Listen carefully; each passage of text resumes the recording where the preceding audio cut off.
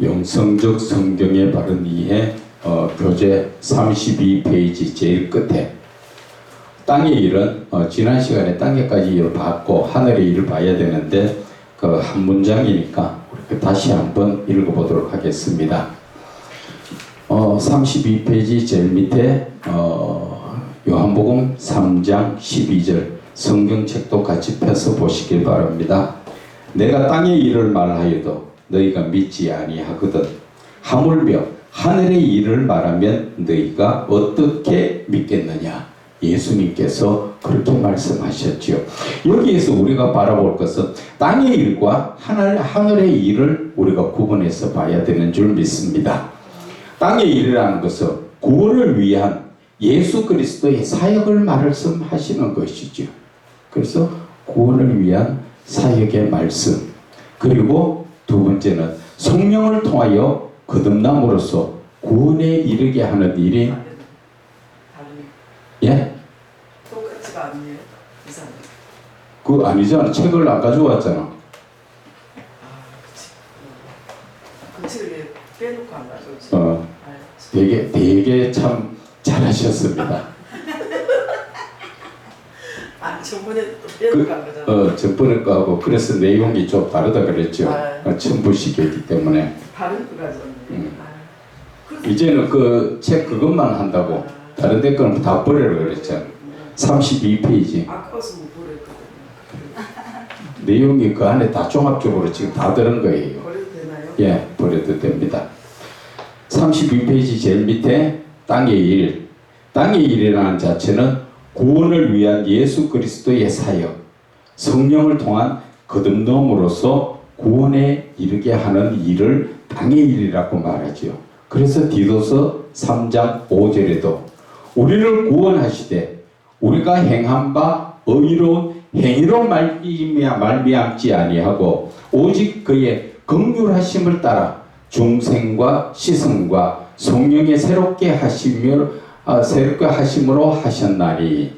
땅에 우리를 구원하시는 것은 우리가 착하게 살고 구원을 많이 베풀고 그러한 이 행위로 우리가 구원받는 게 아니라 하나님의 긍휼하심, 하나님의 사랑으로 불쌍히 여김으로써 우리가 하나님의 말씀으로 씻고 성령의 새롭게 하심으로써 우리가 구원을 얻어서 온전한 믿음에 서게 되었다 하는 것을 땅의 일이라고 할 수 있습니다. 자, 3장 12절에 보면은 하늘의 일이라고 또 말씀 나오지요. 하늘의 일은 인생 구원의 목적을 두시고 하나님의 오래 참으신 사랑을 통하여 하나님의 오래 참으신 사랑, 이것이 고린도전서 13장의 사랑장에 사랑은 오래 참고라고 나오지요.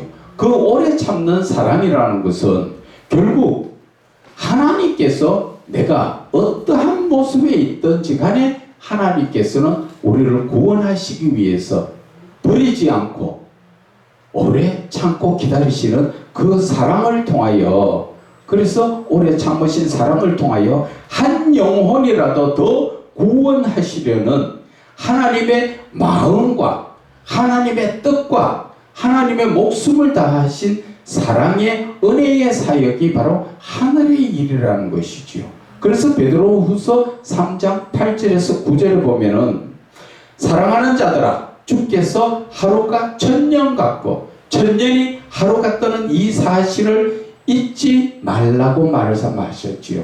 그것은 하나님께서 우리애가 사람처럼 그렇게 판단하셨으면 벌써 심판이 이루어졌겠지만 그래도 하나님은 사랑으로서 좀 더 우리를 기다려 주시고 우리를 구원해 주시기 위해서 오래 참고 있는 하나님의 사랑을 말씀하시는 것입니다.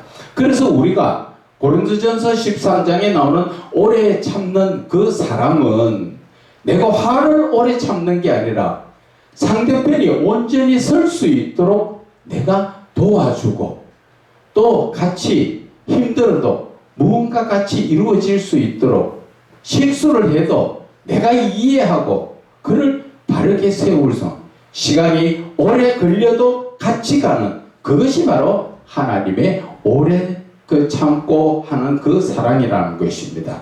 그래서 우리가 하나님의 사랑을 안다면은 우리가 일반적으로 형제들 사랑할 때도 오래 참는 사랑을 해야 한다는 것이지요. 그래서 오래 참는 사랑은 나를 위한 사랑이 아니라 상대편을 위한 사랑. 상대편이 부족해도 내가 봤을 때 좀 부족하다 해도 그 사람이 나와 같이 온전한 믿음에 설 수 있도록 옆에서 붙들어 주시고 또 가르쳐 주시고 같이 옆에서 어깨동무하면서 같이 이끌어 주시는 그러한 것이 바로 오래 참는 사랑이다 하는 것이지요. 그래서 하나님은 금방 이렇게 어떻게 심판을 내리실 것 같지만 그래도 한 영혼이라도 더 구하시기 위해서 하루를 천년의 하루같이 하나님께서 기다리신다 하는 것입니다. 그래서 9절에 주의 약속은 어떤 이들이 더디다고 생각한 것 같이 더딘 것이 아니라 오직 주께서는 너희를 대하여 오래 참으사 아무도 멸망하지 아니하고 다 회개에 이르기를 원하시는 이것이 바로 하나님의 하늘의 일이라는 것입니다.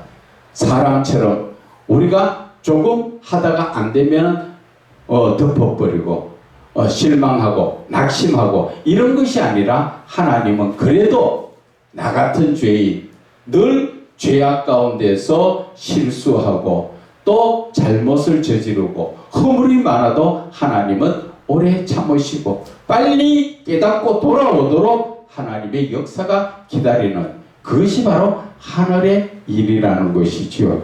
그래서 13절에 하늘에서 내려온 자 곧 인자 외에는 하늘에 올라간 자가 없느니라.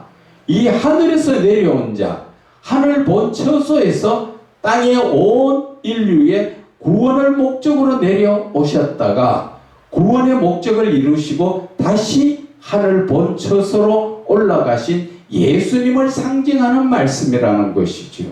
예수님께서는 하늘에 원래 이 창조를 하시기 이전에 창조주의 하나님이시지요.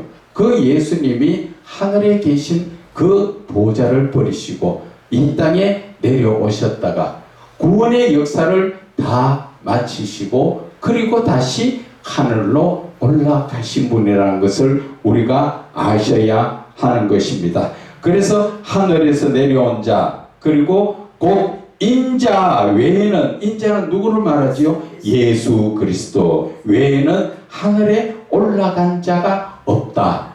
이 말은 에녹이나 그 엘리야를 이야기하는 것이 아니라 하늘에서 내려왔다가 다시 하늘에 올라간 사람은 예수 그리스도밖에 없다. 그 말씀을 하시는 것입니다. 그래서 14절에 모세가 광야에서 뱀을 든 것 같이 인자도 들려야 하리라.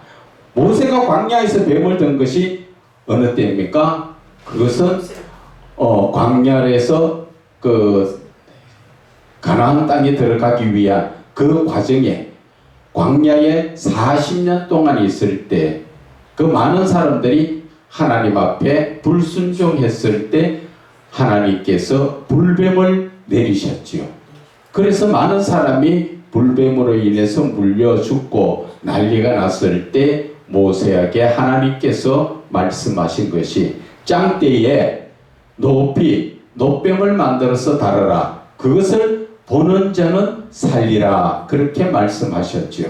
그래서 그 모세가 짱대에다가 그 뱀을 달았지요. 이 뱀의 상징이 지금 봐보세요.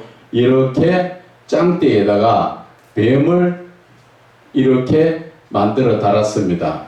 이 뱀에 그래서 이 뱀을 장대에 높이 달아서 많은 사람들이 이 뱀을 봤을 때 치료를 받고 나왔다. 그래서 지금 여러분들이 보시는 병원에 가면 의사들 가운에 그 포켓 주머니 있지요.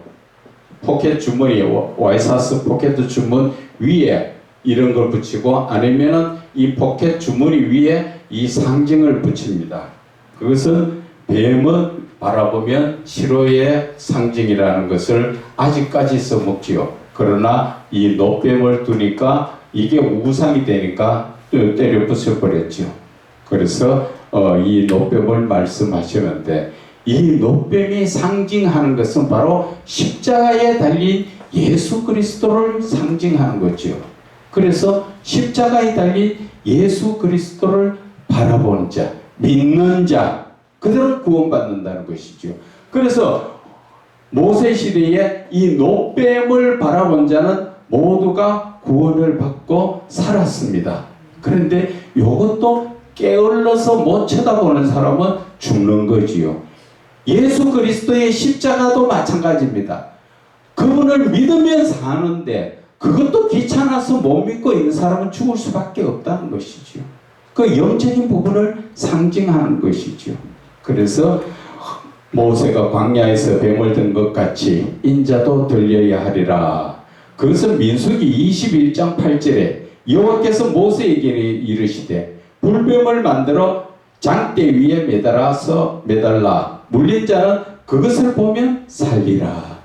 예수 그리스도 그분을 믿으면 어떠한 죄에 있든 죄사함을 받고 언제나 믿음에서 구원을 얻을 수 있다. 모세가 노뱀을 장대에 매달아 불뱀에게 물린 자들을 살린 것 같이 예수님이 십자가에 달리심은 죄로 인하여 죽을 수밖에 없는 이 땅에 수많은 죄인들을 구원하시기 위함의 역사였다. 그래서 이 말씀을 여러분들이 그냥 말씀으로만 듣지 말고 연관된 말씀을 자꾸 찾아야 됩니다. 그러면 여러분들이 성경을 굳이 다 전체적으로 암기를 하지 않아도 성경이 저절로 열려집니다. 그래서 평상시에 또 성경을 읽기도 많이 읽어야 되죠. 많이 읽어야 되고 그래야 하나님께서 성령의 역사가 더 일어납니다. 자, 그래서 이제 15절에 이는 그를 믿는 자마다 영생을 얻게 하려 하십니다. 이렇게 이 모세가 광야에서 뱀을 든 것 같이 인자도 들려야 하리니 이 말은 결국 예수 그리스도를 믿는 자에게는 영원한 생명, 영생을 주시려고 하시는 것이 하나님의 계획이지요. 영생을 어떻게 얻습니까? 예수 그리스도를 믿음으로 말미암아 얻을 수 있다는 것이지요. 그래서 저와 여러분들이 예수를 믿는 이유가 내 죄 사함을 받고 우리는 구원을 얻어서 언제나 믿음으로 말미암아 하나님 나라에서 하나님과 영원한 그 생명의 삶을 살게 하시려고 하나님의 역사라는 것이지요. 그래서 우리가 예수 그리스도를 믿는 목적이 거기에 있다는 것이죠. 자, 여기에서 3장 16절에 여러분들이 잘 아는 말씀이죠. 그것은 하나님이 세상을 이처럼 사랑하사 독생자를 주셨으니 이는 그를 믿는 자마다 멸망하지 않고 영생을 얻게 하려 하십니다. 하나님이 세상은 누구를 말합니까? 저와 여러분을 말하는 것이지요. 하나님은 우리를 얼마나 이처럼 사랑하셨다는데 얼마나 사랑하신 겁니까? 여러분, 하나님의 원래 사랑하는 자는 누굽니까? 독생자 예수님이지요. 독생자를 하나님은 사랑하셔서 그 아들에게 정권을 다 맡기시는 분이었었는데 이분보다도 더 사랑을 했다는 것이죠. 그 이유가 누구를 위해서? 우리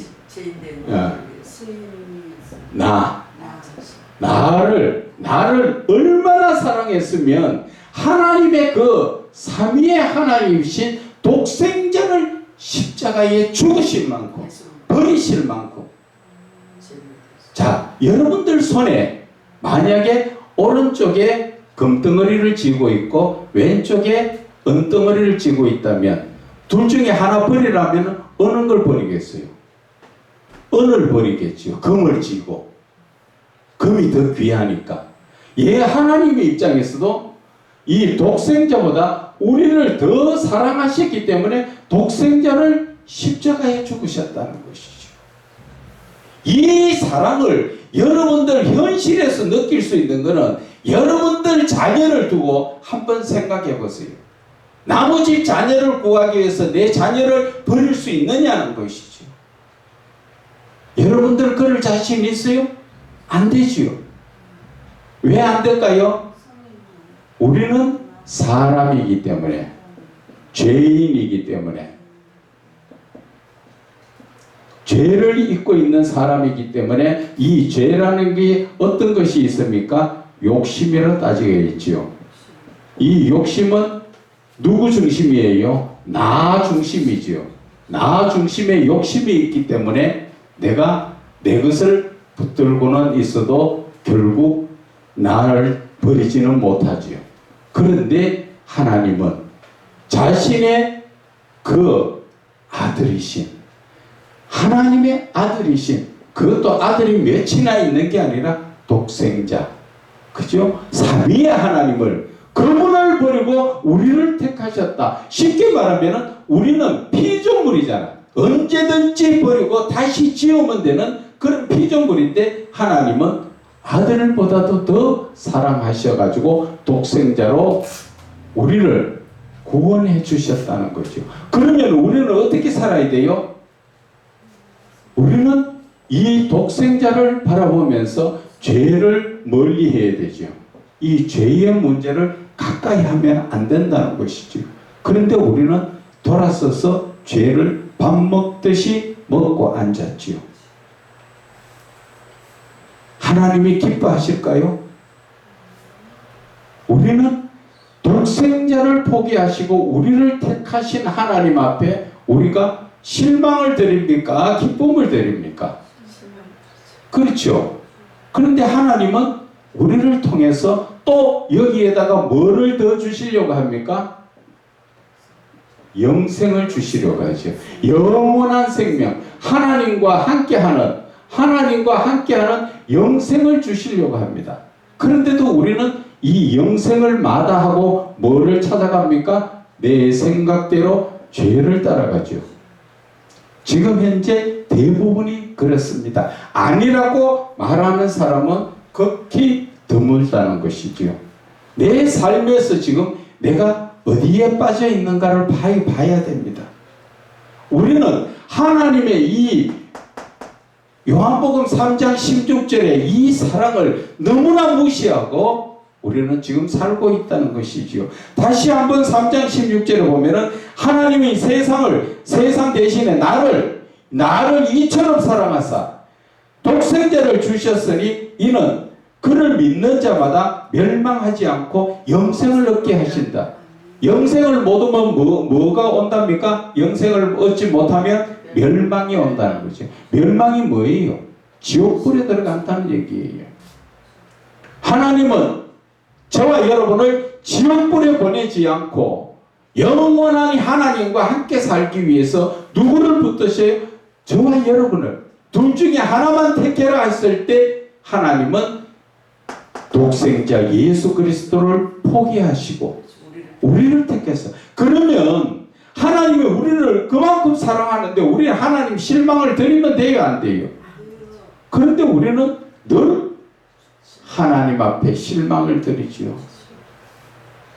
바리새인과 서기관들보다도 더 온전한 믿음에 서야 된다고 말씀하시는데 우리는 그만한 믿음도 없다는 것입니다. 우리는 저 덜에 있는 돌감람나무예요. 참감람나무가 열매 맺지 못한다고 잘라버리셨는데 저와 여러분은 하나님 지금 버려진 그 돌감람나무를 꺾어서 참감람나무에 젖을 붙였으면 더 많은 열매가 풍성하게 열려야 되는데 우리는 하나님을 믿어도 배짱적으로 믿고 있습니다. 내 필요할 때만 하나님 찾고 내 아쉬울 때만 하나님 찾지. 내가 평상시에 하나님을 그렇게 찾지 않고 있는 그 죄를 생각한다면 하나님을 배신하는 거죠. 배신하는. 그래서 저와 여러분들은 이 믿음에 똑바로 서야 됩니다. 하나님께서는 지금 우리가 유대인들의 그 신앙을 바라보면 유대인들 신앙은 어떻습니까? 어디에서 보면 잘 나오느냐 하면은 하바루타 교육이라고 보면은 유대인들의 그 교육 자체가 봅니다. 그 사람들은 아침에 눈을 뜨면 하나님의 말씀을 읽으면서 말씀으로 시작합니다. 그리고 밥을 먹기 전에도 기도하면서 하나님 말씀 한 구절 읽고 그렇게 해 나가면서 그 다음에 학교를 가든 어디를 가든 항상 자기가 집에서 공부를 합니다. 말씀의 공부를 해서 그것으로 만나서 1대1로 교제를 합니다. 우리 한국의 도서관에 가면 국회 도서관에 가면 솔직한 얘기지 바늘 하나만 놔도 땡그랑 할 정도로 그게 크게 들리는데 그만큼 조용하다는 거지요. 그러나 이 유대인들의 이 그 도서관에 가면은 시장 장터 같아요. 요만한 책상 하나씩 책상이 요만하지요. 요만한 책상에 둘이가 나이가 상관없고 학력이 상관없습니다. 둘이 만나서 내가 봐서 느꼈던 말씀을 집에서 봤던 말씀을 내가 변론을 합니다. 그러면은 상대편이 듣고 반론할 거는 반론하고 자기가 또 그 느꼈던 것을 또 변론하고 그래서 내가 알았던 것하고 상대편이 알았던 것을 내가 동시에 알게 되니까 내가 2배로 공부하지요. 그래서 우리는 한국에서의 공부는 가르치는 거지요. 지식적입니다. 그러나 그 사람들의 이 공부는 창의적이에요. 자기가 생각했던 것을 변론을 하기 때문에 그래서 상대편의 말을 들으면서 내가 잘못된 것은 고치고 또 잘된 것은 또 받아들이고 그렇게 해서 발전해 나가는 거예요. 그런데 한국에는 신학교에서도 보면은 자기가 배웠던 거 전부 배워라, 암기해라, 지식적으로 갖춰라 그것만 하고 있으니까 그 사람 지식 가르쳐 주신 지식 넘어서는 못하지요. 그게 문제라는 것이죠. 그래서 우리는 이 유대인들보다도 더 잘 믿어야 되는데 지금은 유대인들 뒤꿈치도 못 따라가는 신앙이라는 거 아셔야 돼요. 그러면 결국은 진노가 누구에게 떨어집니까? 우리에게 떨어지지요. 우리가 구약 성경을 바라볼 때 지금까지 많은 역사들을 바라보면서 하나님이 택하신 백성들이 누구를 통해서 역사합니까? 하나님은 자 잠깐 보세요. 하나님은 사람을 창조하셨죠. 사람을 창조하시고 그리고 모든 다른 피조물을 창조하셨습니다. 우리가 하나님께서 심판하실 때 물로 심판하셨지요. 노아 때, 그죠? 노아 때 물로 심판을 하셨습니다. 물로 심판하실 때 사람이나 피조물이나 모두가 방주에 들지 않은 사람은 다 죽었지요. 이 피조물도 다 죽었습니다. 그런데 잠깐 한번 보세요. 그 아브라함이 소돔과 고모라 성을 멸할 때 천사에게 말했지요. 의인 10명만 있어도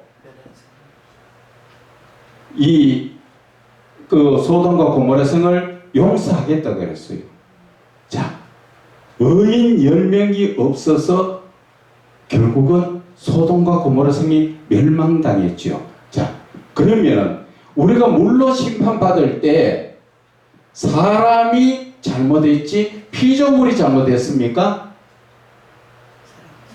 땅에서 짓고 있는 꽃나무나 식물이나 이런 것들은 하나도 죄를 범하지 않았어요. 하나님이 지으신 그대로 살았어요. 그런데 나 때문에 이들까지도 다 죽음당했어요. 그것은 무슨 말이냐? 하나님은 사람을 중심으로 해가 있지 피조물을 중심으로 해가 있지 않다는 것을 아셔야 돼요.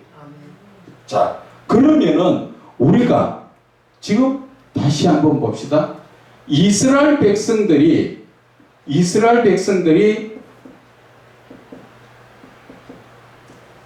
하나님 앞에 범죄를 하니까, 이스라엘 백성들이 하나님 범죄하니까 이스라엘 주변에 무엇이 있었습니까? 블레셋, 맞지요?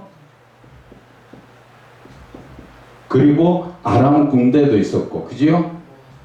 그 멀리는 바벨론, 그지요? 이런 등등등 나라들이 있었는데, 이스라엘이 말 안 들으니까 하나님은 블레셋을 통하여서 전쟁을 하고, 이스라엘도 애먹고 블레셋도 애먹고, 아람 군대도 이렇게 해서 쳐들어왔다가 갔다가, 바벨론도 쳐들어왔다가 갔다가, 결국 이들이 다 멸망당했지요. 누구를 중심으로? 이스라엘은 지금 남아있지요. 그죠? 하나님은 지금 이 자체를 바라보면은 택한 자를 통하여서 전 세계를 움직인다는 걸 아셔야 돼요. 우리는 이것을 알아야 돼요. 내 믿는 대한민국에 있는 내 자신이 좀 잘못하면 아이고 내 좀 잘못했는데 어때? 나뿐이 아니라 주변에 있는 여러분들 가정을 보면 더 잘 알아요. 나아가 하나님 앞에 순종할 때 가족들이, 맞지요? 가족들이 다 잘 됩니다. 그런데 내가 하나님 앞에 불순종하면 가족들이 다 힘들어져요. 그러면 하나님은 지금 누구를 보고 이끌어 가십니까? 나를 중심으로. 나라는 자체가 하나님이 택한 자시잖아요. 택한 자. 하나님이 택한 자를 중심으로 세상을 이끌어 간다는 거 아셔야 돼요. 그래서 우리 대한민국을 바라볼 때 지금 나라가 힘들지요? 누구 때문에? 믿는 자. 내가 하나님 앞에 순종하지 못하기니까 나라가 힘들어지고, 가정이 힘들어지고, 교회가 힘들어지는 거예요. 그래서 우리가 이 원리를 알면은 하나님의 심판은 사람이 불순종하니까 피조물까지 다 박살이 났잖아요. 지금 이 땅에서도 마찬가지입니다. 이스라엘이 불순종하니까 주변의 나라들 가지고 전쟁을 하면서 안 믿는 나라들까지도 다 힘들어지고 죽고 아수르까지 해가지고 다 힘들어졌지요. 결국은 다 무너졌잖아. 그러한 삶을 살 때 우리가 얼마나 택한 자의 삶이 중요한가를 봐야 된다는 것이죠. 이 대한민국에서도 지금 나라가 힘드니 어떠니 그런 소리 하지 말라는 거죠. 그것은 왜? 내가 하나님 앞에 불순종하니까 결국은 가정이 힘들어지고 나라가 힘들어진다는 것을 아셔야 돼요. 그래서 나라는 자체가 얼마나 하나님께서 사랑하시고 나를 중심으로 모든 것을 이끌어 간다는 것을 깨달아야 돼요. 왜 가정에 아이고 우리 자식이 왜 이래 안 될까? 우리 자식은 왜 저렇게 아플까? 왜 하는 것마다 엎어질까? 그것을 바라볼 때 내가 불순종한 것이 딱 드러납니다. 정확하게 드러납니다.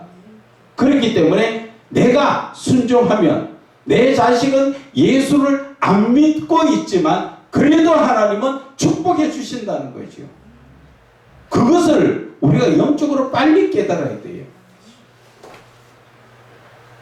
그래서 이 영적인 원리를 알고 나면은 성경이 아주 쉽게 풀립니다. 그런데 우리는 영적인 원리를 모르고 무조건 말씀만 자꾸 풀려고 하니까 말씀이 엉터리로 풀어지고 어려워진다는 것이죠.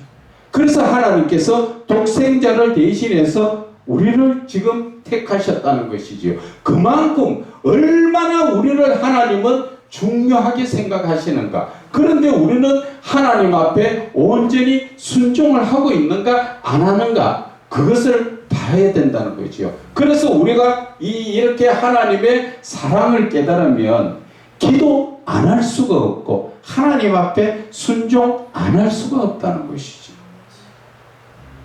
그래서 하나님은 세상을, 나를 얼마나 사랑하셨으면 독생자를 주고도 바꿀 수 없는 그런 정도의 사랑을 나에게 하시고 있다. 그 이유는 왜 하나님께서 이토록 나를 사랑하시는가? 하나님이 택하신 자가 영생을 얻고 하나님 나라에서 영원히 살기 위해서 지옥불에 멸망당하지 않도록 하나님은 붙들어 주시고 이끌어 주시는데, 우리는 꼭 부뚜막에 앉은 어린아들처럼 잘못하면 뜨신 물에, 부뚜막에 알지요. 옛날에 이 가마솥에 뜨신 물 펄펄 끓이는데 애 옆에 놔두면 불안하지요. 그래서 애들이 물에 빠져서 뒤에 아들이 참 많았습니다 그때. 그래서 부뚜막에 애들 앉혀놓은 것이 불안스럽다. 지금 우리의 모습이 그 모습이야. 아차 순간이면은 늘 죄악에 끌려가지고 다른 아이들 사탕 하나 먹다가 빨면서 이렇게 유혹하면은 그 사탕 한 번 빨아먹으려고 그 따라가지요. 그 과거에 그랬습니다. 자, 17절. 하나님이 그 아들을, 하나님이 16절에서 33페이지 한번 더 보고 갑시다. 왜 예수님은 영생의 말씀을 하셨는가? 33페이지 제일 밑에 영원한 생명은 하나님께서 주시는 선물인 것이라는 것이죠. 예수 그리스도를 믿음으로 인하여 구원을 얻고 구원을 얻은 자만이 받을 수 있는 하늘의 선물이 바로 영생이지요. 하나님과 영원히 함께하는, 이것이 하나님의 창조의 목적이에요. 성경 전체를 통틀어서 하나님의 뜻이 뭐예요? 나를 구원하시고 하나님의 아들의 권세를 주셔가지고 하나님 나라에서 영원히 같이 사는 영생을 주시, 이게 바로 하나님의 창조의 목적이에요. 이 성경 전체를 다 요약해서 보면은 이것이 바로 하나님의 사랑이라는 것이죠. 그렇기 때문에 우리가 멀리 다른 생각할 거 없어요. 성경 전체 다 알고 막 외우려고 그런 거 하지 않아도 하나님이 지금 나에게 뭘 원하시는 거야? 바로 이거잖아요. 성경 전체를 통해서 하나님은 나에게 주시는 그 하나님의 메시지가 뭐예요? 나는 예수 그리스도를 주고도 너하고 바꾸지 않아. 나는 너를 택했어. 왜? 너를 구원해서 영원한 생명으로 인해서 하나님 나라에서 영원히 함께 살기 위해서. 하나님이 이 사랑보다 더 큰 사랑을 뭐를 더 받을 수가 있느냐는 거지요. 그런데 우리는 세상에서 뭔가 더 받으려고 찾으려고 애쓰다 보니까 하나님하고는 자꾸 멀어지는 거예요. 그래서 하나님의 사랑을 우리가 깨닫게 되면은 눈물밖에 없고, 성경을 읽으면 눈물밖에 안 나요. 무슨 눈물? 슬픈 눈물? 아니에요. 감사의 눈물밖에 안 난다는 것이죠. 그래서 우리가 성경을 볼 때 많은 구절을 보는 게 중요한 것이 아니라 한 구절 가지고도 제대로 묵상하면서 연관된 말씀을 찾으면서 하나님하고 교제를 이루어보라는 것이죠. 그러면 성경은 저절로 열려져요. 저절로. 어렵게 생각할 거 아무것도 없어요. 우리가 구약 성경 다윗을 바라보면 마찬가지잖아요. 다윗이 광야에서 12여 년 동안에 늘 사울을 피해가 도망다녔잖아요. 그 전에 어떻게 했어요? 사무엘에게 기름 부음 받았지요. 너는 하나님 택하신 자야. 기름 부음 받고. 그때부터 시작해서 뭐가 시작됩니까? 고난이 시작됐지요. 사도 바울도 예수 그리스도를 다메섹 상에서 만나고 나서 그때부터 고난이 시작이잖아요. 우리는 고난을 피하려고 하면 안 돼요. 이 고난, 광야의 40년 길을 우리는 순종으로 빨리 통과해야 된다는 거죠. 그래서 다윗은 하나님 앞에 거기에서 기름 부음 받고 광야로 사울이 죽이려고 하니까 그때부터 도망다니면서 제대로 먹기를 합니까? 씻기를 합니까? 가진 것이 있습니까? 하나님 앞에 예배를 드린 적이 있습니까? 그런데 다윗은 잘한 게 무엇이 있습니까? 시간만 나면 하나님과 교통교제를 이루는 게 교통교제. 꼭 살아계신 아버지가 옆에 계신 것처럼 하나님 아버지, 여호와 하나님, 저 앞에 지금 블레셋들이 있는데 어떻게 할까요? 저대로 갈까요? 말까요? 그럼 하나님께서 야, 저대로 가라. 그러면 내가 가기 전에 내가 먼저 가서 정리할 테니까 너희들은 노략질만 해.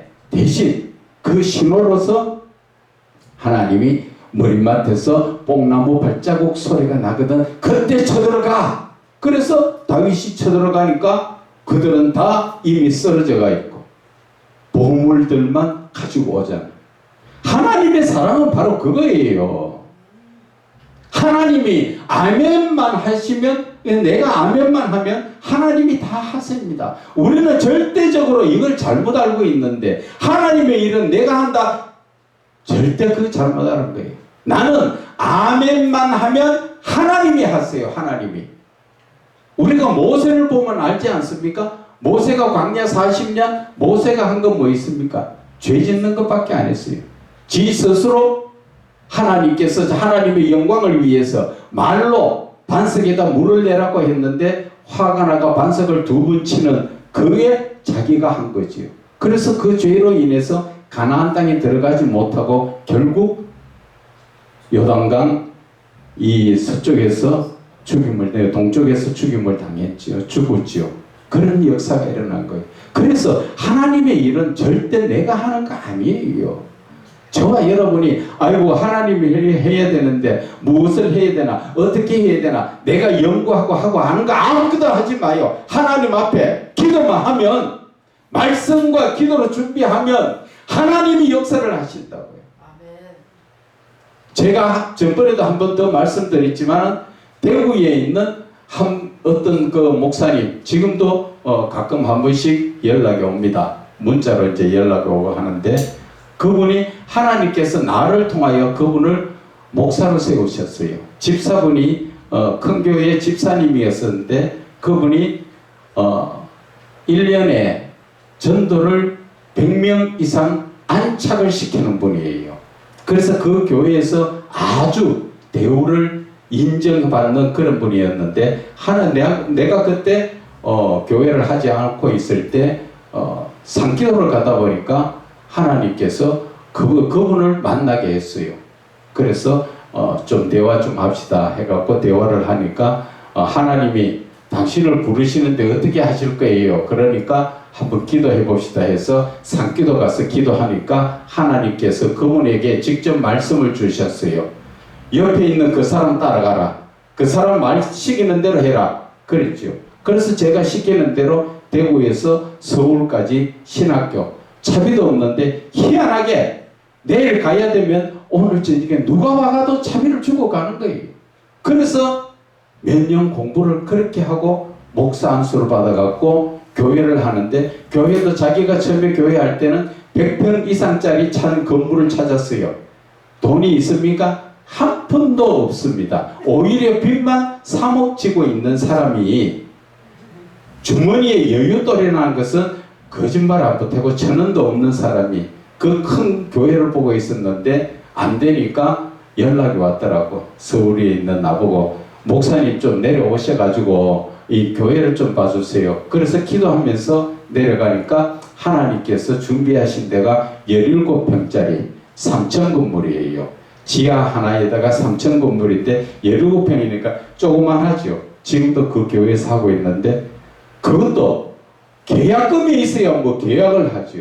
그래 돈 다 끌고 모으니까 10몇만 원이 있대요.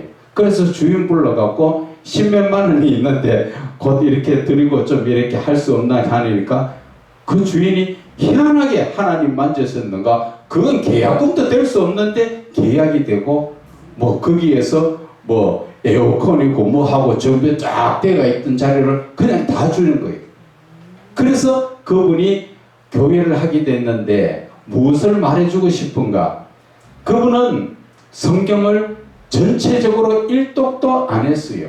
그래서 하나님이 갑자기 말씀을 가르치라고 저에게 주셔가지고 저녁마다 가서 군데군데 하나님 은혜의 말씀을 주면서 가르쳤지만 나이가 드러나니까 그게 잘 안 되지요. 그러나 그 사람은 성령에 이끌림 받는 기도를 하는 사람이니까 그 말씀이 언제 드러나느냐? 교회를 하니까 하나님께서 그 주변에 있는 교회에서 은혜 못 받았던 장로님, 또 권사님, 집사님들 붙여줘요. 한 60명이 졸지에 와가지고 예배를 드리니까 자리가 부족한 거예요. 17평 자리에. 그래가지고 난리가 나가지고 하는데 그분은 말씀을 어떻게 전하느냐? 말씀을 모르니까 이미 밤에 10시만 되면 철학 기도로 들어가서 울어요. 하나님, 나 목사하려고 하는 거 아니잖아요.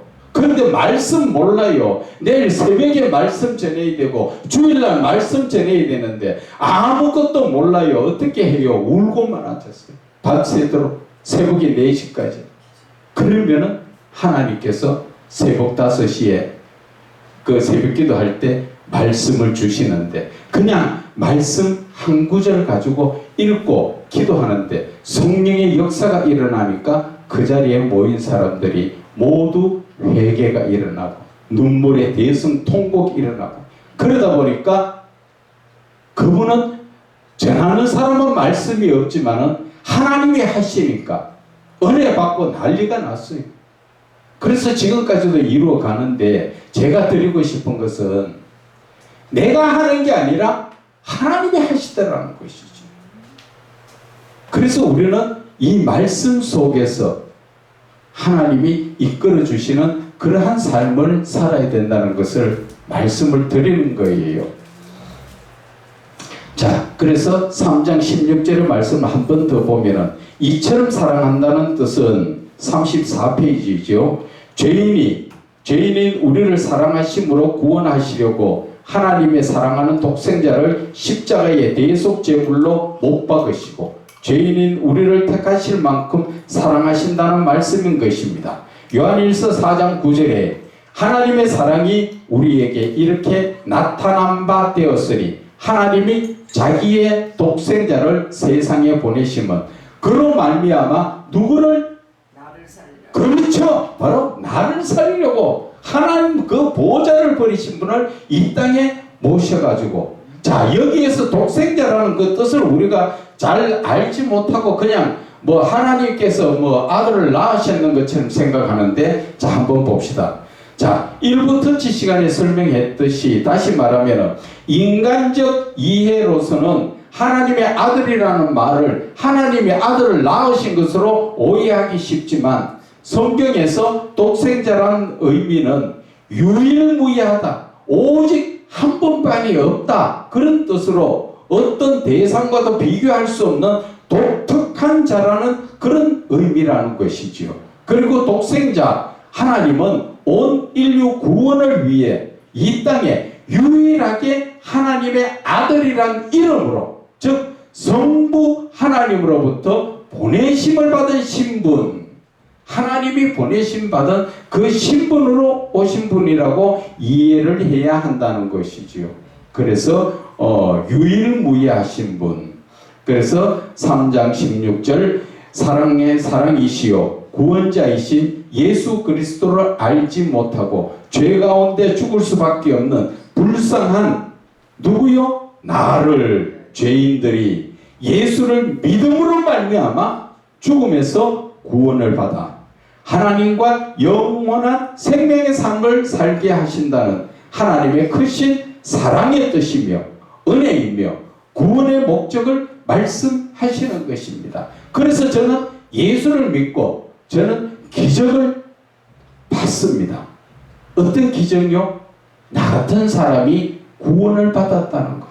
이거는 나에게는 기적이에요. 그래서 이 기적을 놓치기 싫어서 저는 세상에 돈벌이를 하러 나가지 않겠다는 것이지요. 세상에 조금이라도 빠지면 나 같은 사람은 쉽게 또 하나님 앞에 돌아설 수 있는 아주 위험한 인물입니다. 그래서 저는 하나님 앞에 돈 안 벌어도 좋고 굶어도 좋고 오직 주님만 붙들고 살겠다고 저는 그렇게 하나님 앞에 서원을 했습니다. 그래서 하나님이 만약에 너 돈 벌어라 허락만 하신다면 오늘 이 순간부터라도 당장 아무것도 없어도 저는 돈 벌 자신이 있고 기술도 있고 모든 아이템도 있고 다 있습니다. 그러나 하나님이 허락하시지 않으면 다 묻어야 된다. 그 말씀입니다. 사도 요한은 다른 사도들보다 영생에 대하여 강조를 많이 하였는데, 영생은 예수 그리스도를 영접하고 둘째, 그를 믿음으로 말미암아 얻어지는 은혜의 선물과 같은 것을 말하는 것입니다. 요한복음 3장 36절, 아들을 믿는 자에게는 영생이 있고 아들에게 순종하지 아니하는 자는 영생을 보지 못하고 도리어 하나님의 진노가 그 위에 머물러 있다. 정확한 말씀이지요. 우리를 예수를 믿음으로 말미암아 영생의 길이 열려가 있는 것이고, 내가 예수님의 말씀에 거역함으로써 우리는 영생과는 거리가 멀고 하나님의 진노가 머물러 있다는 것입니다. 요한일서 2장 25절에 그가 우리에게 약속하신 것은 이것이니 곧 영원한 생명이다. 영생의 의미는 그리스도인들이 신앙의 목적인 것으로서 영원한 시간적 삶을 의미하기도 하지만, 사도 요한은 강조하는 것이 영생의 영적인 의미는 하나님과 동행하는 영원한 본향의 회복적 삶을 말하는 것이죠. 본향의 회복이라는 건 뭡니까? 우리가 하나님께로부터 왔기 때문에 그 하나님이 나의 본향이라는 것이요. 쉽게 우리가 인간적으로 말하면 내 고향이 어디입니까? 나는 하나님께로 있다는 것이죠. 하나님께로부터 지금 어디에 나왔습니까? 지금 나그네로, 지금 이 동네에 나그네적 삶을 살고 있다가 때가 되면 나는 다시 내 고향 하나님께로, 내 본향으로 가야 되는, 그것이 나의 인생의 길이라는 것이지요. 그래서 우리는 이 땅의 것을 추구하면 안 된다는 것이고, 또 아무리 많은 것을 가져도 단돈 1원짜리 하나도 들고 갈 수 없는 게 이 땅의 것이라는 것이죠. 오직 영적인 것만 가져가지요. 무엇을? 믿음만 가지고 가는 것이지요. 그래서 하나님 앞에 내놓을 때 네 믿음이 어디 있느냐? 그럴 때 하나님, 저는 이 땅에서 오직 주 예수 그리스도의 복음을 위해서 이렇게 믿음의 삶을 살았습니다. 누가 고백합니까? 사도 바울이 고백할 때, 사도 바울은 딸려갈 길을 다 가서 무엇을 기다립니까? 하나님이 주신 상급을 바라보고 아직까지도 표대이신 예수 그리스도를 향하여 뒤에 내가 잘했던 것은 다 잊어버리고 돌아보지 않고 앞으로의 삶만 바라보고 달려간다는 거예요. 이게 바로 온전한 신앙이라는 것이죠. 정말 여러분들이 말씀을 많이 아는 게 중요한 것이 아니라 내 삶의, 영적인 삶의 목적을 확실하게 하고 가야 되는 것이, 그것이 온전한 믿음이라는 것입니다. 말씀은 제가 한 번 더 말씀드리지만 누가 가르쳐 주세요? 성령의 기름 부음이, 성령의 기름 부음이 누구를 통하여? 삼위의 하나님이, 내 안에 계시는 삼위의 하나님이 나를 통하여 역사하시는 것입니다. 저와 여러분은 능력자도 아니고 아무것도 아니에요. 내 속에 계시는 삼위의 하나님이 하시기 때문에 모르는 사람이 볼 때는 야, 저 사람 능력자네. 능력자는 하나님이 능력의 분이시고 나는 그냥 심부름하는 종이라는 것입니다. 그래서 항상 우리가 내 자신을 낮세우면 안 됩니다. 내 자신은 낮추어야 된다. 그래서 3장 17절에 하나님이 3장 17절에 그 아들을 세상에 보내신 것은 세상을 심판하려 하심이 아니요 그로 말미암아 세상이 구원을 받게 하려 하심이다.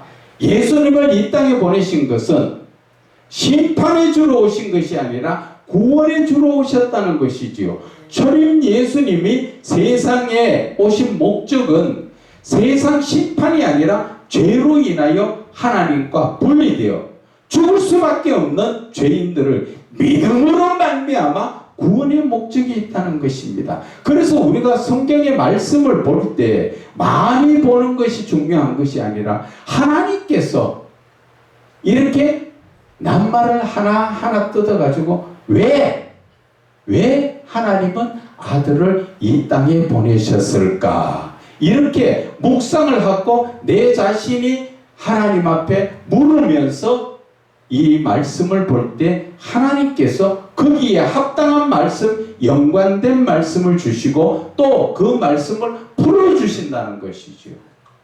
그래서 누가 역사합니까? 성령이 역사하는 거지요. 성령이 언제 역사합니까? 그것이 바로 충만한 과정에서 기름 부음의 역사가 일어난다는 것이지요. 성령의 기름 부음의 역사가 일어나면 말씀이 저절로 열려지기도 하고 내가 말씀이 보고 싶어서 밥도 안 먹고 말씀을 자꾸 붙들고 보게 되어 있다는 것이지요. 그래서 저와 여러분은 항상 하나님의 말씀을 붙들고 나갈 수 있도록 성령으로 역사해야 됩니다. 그런데 우리가 또 잘 알고 있는 거 제가 늘 말씀드리지만 한 가지 더 말씀드리는데 여러분들 묵상하려고 하면 묵상됩니까? 안 됩니다. 왜 안 될까요? 그것은 바로 찬양을 안 하기 때문에 그렇습니다. 저도 가끔 그래요. 마음이 급해가지고 말씀 좀 봐야 되겠다. 말씀 그냥 보면 묵상이 잘 안 됩니다. 그런데 찬양 한 곡이라도 참 정말로 감사하는 마음으로 찬양을 한 곡이라도 부르고 말씀 보면은 말씀이 열려져요. 그래서 우리는 이 찬양의 능력이 그렇게 큰데도 우리는 자꾸 알면서도 놓쳐버리는 것은 내 마음이 급하기 때문에. 절대 우리가 세상적으로도 그렇지요. 내가 아무리 급해도 바늘 허리에다가 실을 묶어서는 못 쓴다. 그죠? 바늘 귀에다가 실을 꿰야 되는데 왜? 어떻게 그렇게 들으시? 진짜 말이 많기는 맞아요. 아무리 급해도 바늘에 실이 잘 안 끼워지니까 허리에다가 묶어가지고 끼면 되느냐는 거죠. 그것이 이치인데 우리도 마찬가지예요. 목사들은 뭐 다 되는 것 같지만 아니에요. 누구나가 예수를 믿는 사람은 제일 시작해야 되는 게 말씀을 보든 기도를 하든 찬양부터 하라는 것이죠. 찬양의 능력이 진짜 큽니다. 그거는 제가 요즘도 좀 더 이렇게 더 많이 느끼는 게 이야 정말 찬양을 하고 말씀을 보는 거하고 찬양을 하고 기도하는 거하고 틀려요. 그렇지 않고 찬양을 빼고 해보면 기도가 빙빙빙 돌아요. 무슨 기도를 하는지 빙빙빙 돌고 말씀을 보다도 말씀도 집중이 잘 안 됩니다. 그것이 왜 그래요? 성령 역사가 안 일어난다는 것이죠. 그런데 그 쉬운 기본적인 것도 알면서도 잊어버리는데 알지 못하는 사람들은 말씀에 가까이 가려고 애는 쓰지만 안 되니까 에이 치 아프라 그렇게 된다는 것이죠. 자 이제 이 초림 예수님이 세상에 오신 목적은 세상 심판이 아니라 죄로 인하여 하나님과 분리되어서 죽을 수밖에 없는 죄인들을 믿음으로 말미암아 구원함의 목적이 있다는 것이죠. 그래서 왜 예수님께서 이 땅에 오셨을까? 이런 것을 우리는 자꾸 말씀을 한 구절을 읽으면서도 뜯어서 묵상을 자꾸 하는 습관을 들여야 돼요. 그 습관 들일 때 묵상할 때 꼭 뭐 하나님 앞에 무릎 꿇고 앉아서 하는 거 아니에요. 무엇을 하든 세상의 일을 하면서도 하나님께서 왜 예수님을 왜 이 땅에 보내셨을까? 내가 마음속으로 묵상하면서 세상의 일도 하다 보면 하나님께서 신기하게 열어주십니다. 그래서 우리는 수시로 무시로 성령 안에서 기도하라는 이런 말씀의 사도 바울의 말씀을 우리는 명심해야 한다는 것입니다. 자, 그래서 예수님의 초림 임재는 매를 들고 책망하러 오신 것이 아니라 이 땅에서 힘든 힘들고 소외되며 무시당하고 슬픔에 잠겨 실망 낙담하는 자에게 위로가 되시고 그 눈에 눈물을 닦아주시며 힘주시고 참 사랑으로 용서하여 주시고 그 품에 안아 품어주시면서 영원한 생명을 주시기 원한 것입니다. 요한계시록에 나오지요. 하나님께서 인간들에게 장막을 주시며 눈물을 닦아주 그 눈에 눈물을 닦아주시고 위로해 주시는 그 말씀이 바로 하나님 앞에 우리가 갔을 때, 그러면은 지금은 어떻게 해야 합니까? 내 안에 계신 삼위의 하나님을 통하여 그 위로를, 천국의 위로를 우리는 이 자리에서도 다 받을 수 있다는 것입니다. 꼭 내 육신이 죽어서 천국에 가야 이루어지는 게 아니라 이 땅에서도 내 마음속에는 주님이 오시면 나는 내 마음속에 천국이라는 것이죠. 그래서 하나님과 내가 공통 교제의 삶을 산다는 것을 말씀을 드립니다. 누가복음 4장 43절 예수께서 이르시되 내가 다른 동네들에게서도 하나님의 나라의 복음을 전하리니 나는 이 일을 위하여 보내심을 받았다. 이 복음이 뭐예요? 영혼 구원을 위한. 그렇죠. 그래서 우리 자신을 하나님 앞에 내어드리고 하나님은 나를 통하여 역사하시는, 그것이 바로 예수를 믿으면 갈라디아서 2장 20절 나는 죽고 예수로 사는 삶. 우리 그렇게 잘 아는데 내가 정말 예수로 사는 삶을 살고 있는가 하는 것입니다. 그래서 저 자신도 그 말씀을 통하여서 나를 채찍질하면서 내가 지금 과연 무엇을 하고 있는가, 그것을 많이 돌아보고 있습니다.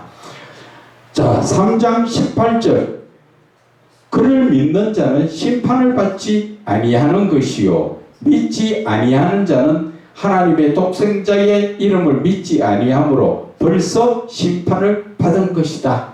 믿지 않는다는 자체는 이미 심판을 받은 것과 같다는 것이지요.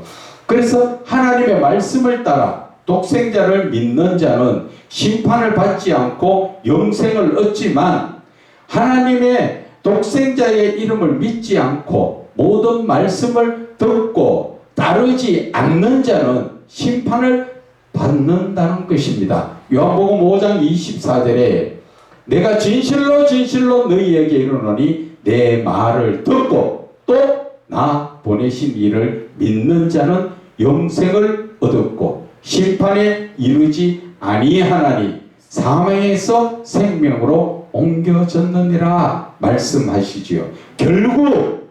결국 믿는 자의 결과는 영생의 길이지만 믿지 않는 자의 결과는 심판이라는 것이지요. 그래서 이 심판은 참 두렵고 눌리는 것입니다. 이때는 후회하고 회개를 해도 이미 때는 늦었다는 것이지요. 그것이 우리가 성경 속에서 보면은 예수님께서 심판을 멸하실 그 말씀하시는 것이 어디에 나옵니까? 마태복음 7장 23절에 나는 너를 알지 못하니 내게서 떠나가라. 불법을 행한 자야 내게서 떠나가라. 하나님의 말씀대로 살지 않고 네 생각대로 예수를 믿었으니까 너는 나에게서 떠나가라. 그것이 심판이에요. 떠나가라 하면 어디 갑니까? 지옥불, 어두운데 불구덩이에 갈 수밖에 없다는 것이에요. 그래서 예수를 믿는다고 그 불구덩이에 가는 사람이 뭐라 그럽니까? 그 전에 주의 이름으로 선지자 노릇, 목사 노릇하고 복음도 전했다는 것이죠. 또 능력도 행했지요. 귀신도 쫓아내고 많은 능력도 행했다 하는데 예수님은 나 너 모른다 그러잖아. 그것이 왜 그렇습니까? 21절에 하늘에 계신 내 아버지의 뜻대로 행한 것이 아니라 네 생각대로 예수 믿었다는 것이죠. 우리가 지금 목회자들이 이런 분들이 너무나 많다는 것이죠. 하나님과 영적으로 교통교제하지 않고 내 생각대로 다른 컴퓨터를 통해서 뭐 이런 시스템이 좋더라, 저런 게 좋더라, 그런 걸 배워가지고 그런 거 가지고 접목시켜가지고 하는 분들 많지요. 그건 학식과 지식적이죠. 하나님이 원하시는 게 무엇인가, 정말 하나님의 뜻을 구하기 위해서 무릎 꿇고 기도해보라는 것이죠. 그러면 하나님께서 그 길을 열어주시고 하나님께서 인도해 주시는 하나님의 뜻대로 살아야 된다는 것이죠.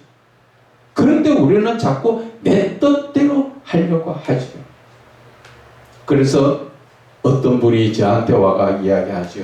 신용이 깨끗하면 하루에가 아니라 뭐 한 일주일 안에 아니면 길게 잡아서 한 달 안에 그냥 돈 한 푼 없어도 1,000만 원 벌 수 있는데 내보고 등록하라. 말은 고소하지요. 그런데 거기에서 그냥 아무 일 없이면 1,000만 원이 그냥 꿀꺽 들어오지만 그것은 90% 이상이 위험한 거예요. 1,000만 원 벌려고 하다가 8억, 10억을 내가 다 안아야 돼요. 그렇다고 해서 어떠한 실체의 건물을 내가 따는 게 아니라 종이장 하나, 분양권 그거 날라가 버리면 아무것도 없어요. 종이장 하나예요. 그것을 위해서 저한테 찾아와서 한번 해보세요. 자기는 3건을 준비했는데 한 건을 해서 1,000만 원 벌어가지고 사소한 빚을 갖고 나니까 목사님 좀 괜찮아요 하면서 넉넉하게 여기 와서 자랑 삼아 헌금을 하고 갔죠. 그래서 목사님도 해보세요. 예, 알겠습니다. 나중에 전화 와서 목사님 생각해 봤습니까? 그래서 예, 하나님이 마음을 안 주시네요 하고 끝냈는데 그 아차 하면은 돈 따라가다 보면은 그런 역사가 일어난다는 것입니다.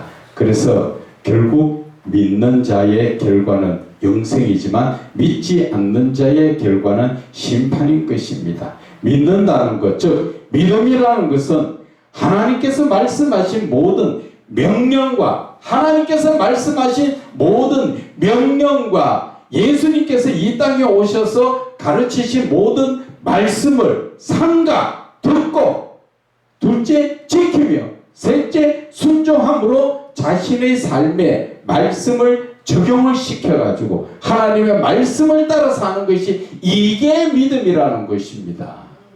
믿는다 그것이 하나님의 말씀대로 가르치는 자의 뜻대로 순종하지 않으면 그거 믿는 거 아니죠. 그런데 우리는 이 믿음이라는 개념 자체가 확실하지 않아서 그냥 교회 가서 예배 드리고 헌금 드리고 주여 기도하면 다 믿는 걸로 알고 있는데 그게 아니라는 것이죠. 하나님이 보시는 그 믿음이 어떤 것인가? 우리가 오늘 방금 읽었는 것처럼 하나님께서 말씀하신 모든 하나님 명령의 말씀, 예수께서 이 땅에 오셔서 가르치는 말씀, 그 모든 것을 조심해서 가려서 듣고 또 그 말씀을 듣는 게 중요한 게 아니라 그 말씀 들었으면 하지 말라는 것은 하지 말고 하라는 것은 해야 되죠. 항상 기뻐하라, 쉬지 말고 기도하라, 범사에 감사하라, 아멘 했으면 그걸 지켜나가는 게 그게 믿음이라는 것이죠. 그래서 우리는 순종함으로 레위기 18장 4절에 너희는 내 법도를 따르며 내 규례를 지켜 그대로 행하라. 나는 너희의 하나님 여호와니라. 이 구약에서도 하나님께서는 하나님이 주신 그 법의 말씀, 하나님이 주신 그 규례를 지켜서 그대로 행할 때 하나님은 나의 하나님이 되신다 말씀하시는 것입니다. 그래서 신명기 8장 1절에 내가 오늘 명하는 모든 명령을 너희는 지켜 행하라. 그리하면 너희가 살고 하나님께서 약속하신 그 땅을 우리가 얻을 수 있다고 말씀하시지요. 그런데 야고보서 2장 17절과 22절에 보면은 행함이 없는 믿음은 그 자체가 죽은 것이라. 하나님의 주시는 모든 말씀을 내가 듣기는 들었는데 그 말씀을 따라 살지 않으면 그 믿음은 죽은 것이라는 것이죠. 그래서 22절에 믿음은 행함으로 그 믿음이 온전하게 된다. 듣는 것으로 끝나는 것이 아니라 내가 그 말씀을 따라 행할 때 그 믿음이 온전하게 된다는 것이지요. 그래서 우리가 주여 주여 하는 것이 아니라 하나님의 말씀을 따라 살지 못하면 그것은 믿음이 아니라는 것이지요. 그래서 우리가 지금 이렇게 주변에 보면은 많은 그리스도인들 또 특히나 주의 종들도 보면은 말씀은 가르친다고 잘 설교도 하고 하지만 자기 자신이 하나님의 말씀을 따라 순종하지 않는 분들이 너무나 많다는 것이지요. 그래서 사실은 마음이 안타깝지요. 자, 18절. 그를 믿는 자는 심판을 받지 아니할 것이요 믿지 아니하는 자는 하나님의 독생자의 이름을 믿지 아니하므로 벌써 심판을 받은 것이라. 19절. 그 정죄는 이것이니 곧 빛이 세상에 왔으되, 빛이 세상에 왔다 누구를 이야기하여? 예수 그리스도. 주님께서 이 땅에 오셨는데 사람들이 자기 행위가 악하니까 죄악 가운데 있다 보니까 빛보다 어둠을 더 사랑하더라. 그래서 하나님 앞에 나오지 못하더라. 그 말씀을 하는 것이죠. 그래서 예수 그리스도를 영접하지 않고 그 이름을 믿지 않는다는 것은 이미 심판을 확정하는 것을 말하는 것입니다. 데살로니가 후서 2장 12절에 진리를 믿지 않고 불의를 좋아하는 모든 자들로 하여금 심판을 받게 하려 하십니다. 그래서 3장 19절에 그 정죄는, 그 죄라는 것은 창조주 하나님과 피조물이 분리된 상황을 의미하는 것으로서 하나님의 독생자의 이름을 믿지 않고 영접하지 않으므로 세상을 쫓아 사는 것이 죄인 것입니다. 죄는 영적으로 영원한 생명의 삶을 떠나 영벌의 죽음을 의미하는 것이지요. 그래서 요한복음 1장 11절에 자기 땅에 오매 백성들이 영접하지 않더라. 그러니까 쉽게 얘기해서 집주인이 왔는데도 집주인인 줄 모르고 오히려 집주인을 무시하고 쫓아내려고 하는 그런 일을 말하는 것입니다. 창세기 3장 24절에 이같이 하나님이 그 사람을 쫓아내시고 결국 죄 가운데 있으니까 아담 하와를 에덴 동산에서 쫓아내시고 에덴 동산 동쪽에 그룹들과 두루도는 불칼을 두어 생명나무의 길을 지키게 하셨다. 죄 짓고도 생명나무의 열매를 따면 죄 가운데 있지만 영원히 안 죽지요. 그래서 이 생명나무를 못 따먹게 하시려고 하나님께서 하나님의 사자들을 보내셔가 지키게 하고 계신다는 것을 말씀하시는 것입니다. 그래서 3장 19절에 빛보다 어둠을 더 사랑한 것이라는 것은 예수님이 함께 하시는, 즉 죄를 떠난 거룩한 삶을 보다는 어둠을 좋아하는 바퀴벌레처럼 사탄이 주는 그 세속적인 탐욕, 쾌락, 음란에 습관적으로 길들여져 있는 것을 말하는 것입니다. 그래서 요한복음 12장 43절에 그들은 사람의 영광을 하나님의 영광보다 더 사랑하였더라. 요한복음 1장 15절에 빛이 어둠의 빛이 돼 어둠이 깨닫지 못하더라 하는 것을 말씀하시는 것입니다. 그래서 저와 여러분들의 삶에 나는 지금 삶의 목적이 어디에 있느냐, 어디에다 초점을 맞추고 있느냐, 그것을 확실하게 목적을 정해야 한다는 것입니다. 그것을 정하고 그리고 나서 하나님의 성령의 이끌림 받음을 받을 때 여러분들 마음속에 이 시간에 오셔서 임재하시는 삼위의 하나님께서 열어주시는 것이에요. 그래서 여러분들이 마음속에 이렇게 깊이 내 마음속에 계시는 예수 그리스도를 한번 묵상해 보세요. 그러면 하나님께서 참 신기하게도 나에게 직접적으로 말씀해 주십니다. 이것이 바로 하나님이 살아계신다는 증거고 그분이 바로 내 안에 들어오셨다는 증거입니다. 그러면 그분이 떠나가지 않도록 내가 어떻게 해야 합니까? 늘 말씀과 기도로 거룩해지고 찬양으로 그분께 영광 올려드릴 때 그분은 항상 내 안에서 나를 이끌어 주시는 그러한 삶이 영적인 삶이 된다는 것을 말씀하여 주시는 것입니다. 오늘은 여기까지입니다.